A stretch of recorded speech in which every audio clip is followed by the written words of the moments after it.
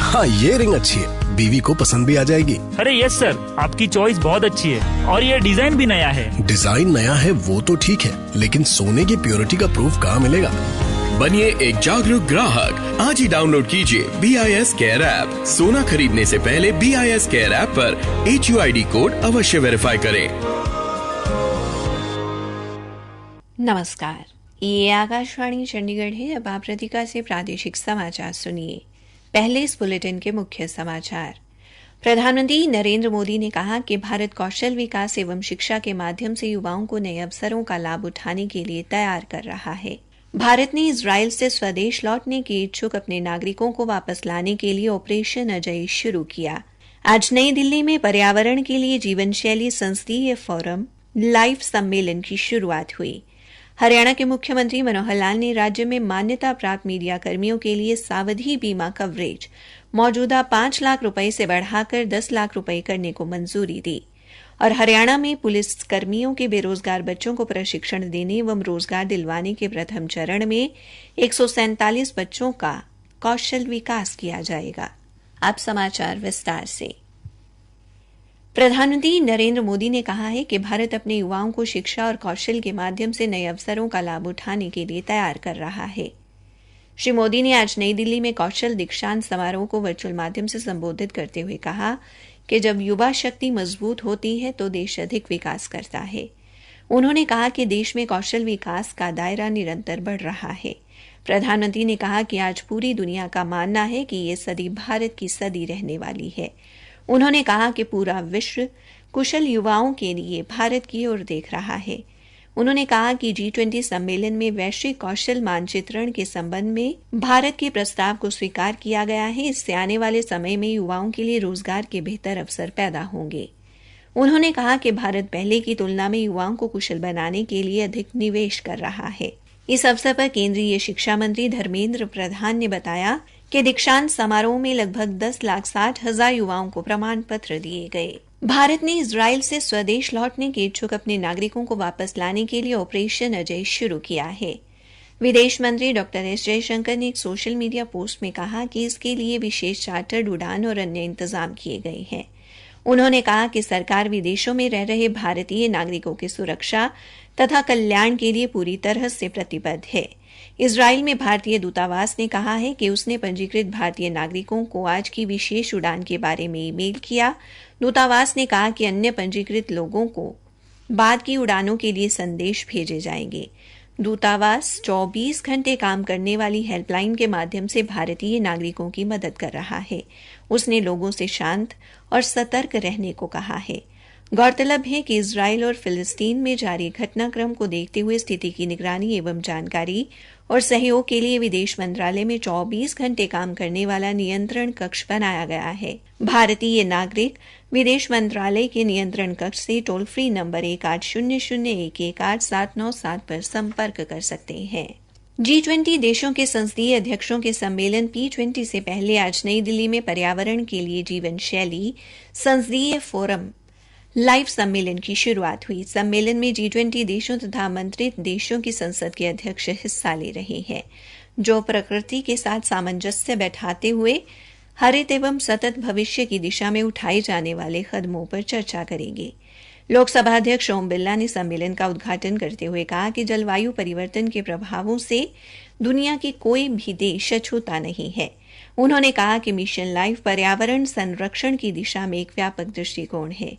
भारतीय संस्कृति में पर्यावरण को मानव जाति का अभिन्न हिस्सा माना गया है। लोकसभा अध्यक्ष ने कहा कि जलवायु परिवर्तन का मुद्दा समूची दुनिया के भविष्य से जुड़ा है। प्रधानमंत्री नरेंद्र मोदी कल नई दिल्ली स्थित यशोभूमि में P20 शिखर सम्मेलन का उद्घाटन करेंगे।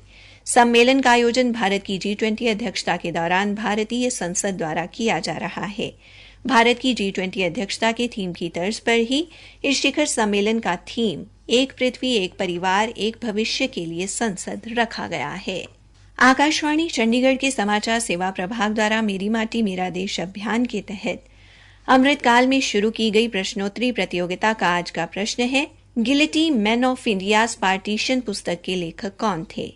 अपने उत्तर newsairchd@gmail.com पर तुरंत मेल करें।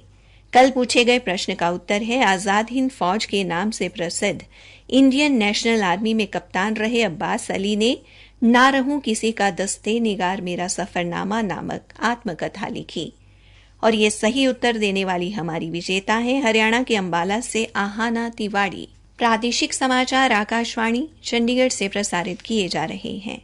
हरियाणा के मुख्यमंत्री मनोहर लाल ने राज्य में मान्यता प्राप्त मीडिया कर्मियों के लिए सावधि बीमा यानी टर्म इंश्योरेंस कवरेज को मौजूदा 5 लाख रुपए से बढ़ाकर 10 लाख रुपए करने को मंजूरी दी है। राज्य सरकार अब संपूर्ण बीमा प्रीमियम वहन करेगी, जिससे राज्य भर के 1038 मान्यता प्राप्त मीडिया कर्मी लाभान्वित होंगे। मीडिया कवरेज बढ़ाने के अलावा राज्य सरकार ने पात्र मीडिया कर्मियों को दी जाने वाली मासिक पेंशन भी 10,000 रुपए से बढ़ाकर 15,000 रुपए कर दी है। इसके अलावा हरियाणा सरकार ने हरियाणा डिजिटल मीडिया विज्ञापन नीति 2023 को भी मंजूरी दी है। सूचना जनसंपर्क एवं भाषा विभाग के महानिदेशक डॉक्टर अमित अग्रवाल ने कहा कि अब तक सरकार पत्रकारों के लिए 5 लाख रुपए तक के कवरेज का पूरा बीमा प्रीमियम वहन करती रही है। उन्होंने कहा कि हालांकि सरकार अब 10 लाख तक के बीमे के लिए प्रीमियम राशि का 100%, जबकि 20 लाख रुपए तक के बीमा के लिए प्रीमियम का 50% खर्च वहन करेगी। हरियाणा में पुलिस कर्मियों के बेरोजगार बच्चों को प्रशिक्षण देने तथा रोजगार दिलवाने के लिए प्रथम चरण में 147 बच्चों की सूची तैयार की गई है। इन सभी युवाओं का उनकी रुचि के अनुरूप कौशल विकास किया जाएगा। पुलिस के आधुनिकीकरण एवं कल्याण विंग के अतिरिक्त महानिरीक्षक राजीव देशवाल ने आज हरियाणा पुलिस महानिदेशक शत्रुजीत कपूर की अध्यक्षता में हुई वरिष्ठ अधिकारियों की साप्ताहिक बैठक में ये जानकारी दी। बैठक में पुलिस कर्मियों के बच्चों को रोजगार दिलवाने तथा प्रशिक्षण आदि को लेकर रिपोर्ट भी प्रस्तुत की गई। श्री देशवाल ने बताया कि इन सभी युवाओं को उनकी शैक्षणिक योग्यता तथा रुचि के आधार पर प्रशिक्षित किया जा रहा है। उन्होंने बताया कि कंप्यूटर का प्रशिक्षण दिलाने के लिए हार्ट्रोन नामक संस्था के साथ मिलकर योजना तैयार की गई है। बैठक में महिला पुलिस कर्मियों के कल्याण को लेकर भी विचार विमर्श किया गया। बैठक में महिला सुरक्षा बारे उप महानिरीक्षक नाजनीन भसीन ने बताया कि जिन महिला पुलिस कर्मियों के बच्चे छोटे हैं, उनके लिए जिलों के महिला पुलिस थानों में अब तक 33 शिशु गृह खोले गए हैं। भविष्य में स्थिति का आकलन करने के बाद महिलाओं के हित में आगे की रूपरेखा तैयार की जाएगी। पुलिस महानिदेशक शत्रुजीत कपूर ने बैठक के बाद बताया कि चतुर्थ श्रेणी अनुबंध आधार तथा अंशकालिक नौकरी करने वाले पुलिस कर्मियों के बच्चों के प्रशिक्षण का सारा खर्च पुलिस विभाग द्वारा वहन किया जाएगा, जबकि अन्य बच्चों के प्रशिक्षण के लिए उनसे नाम मात्र की दर पर फीस ली जाएगी। हरियाणा के पुलिस महानिदेशक शत्रुजीत कपूर ने दुर्घटना के दौरान अपनी जान गंवाने वाले पुलिस कर्मियों के परिजनों को 2 करोड़ 50 लाख रुपए की राशि का चेक भेंट किया। उन्होंने बताया कि पुलिस कर्मियों के परिजनों को ये राशि आधुनिकीकरण एवं कल्याण विंग द्वारा संचालित की जा रही विभिन्न योजनाओं के तहत उपलब्ध करवाई गई है। इसी श्रृंखला में आज सोनीपत, पंचकुला तथा यमुनानगर जिले के 3 पुलिस कर्मियों के परिजनों को चेक वितरित किए गए। श्री कपूर ने कहा कि पंचकुला जिले में कार्यरत रही महिला इंस्पेक्टर नेहा के परिजनों को 1 करोड़ रुपए, सोनीपत जिले की महिला हेड कांस्टेबल बबीता के परिजनों को 1 करोड़ रुपए तथा यमुनानगर के एसपीओ सतपाल के परिजनों को 50 लाख रुपए की राशि का चेक भेंट किया गया। एशियाई खेलों में स्वर्ण पदक लेकर लौटे सोनीपत के गांव कुराड़ निवासी सुमित के लिए आज ग्राम पंचायत द्वारा अभिनंदन समारोह का आयोजन किया गया। इस दौरान स्वच्छ भारत मिशन के कार्यकारी अध्यक्ष सुभाष चंद्र ने खिलाड़ी को उनकी जीत पर बधाई दी और उनके उज्जवल भविष्य के लिए शुभकामनाएं दी।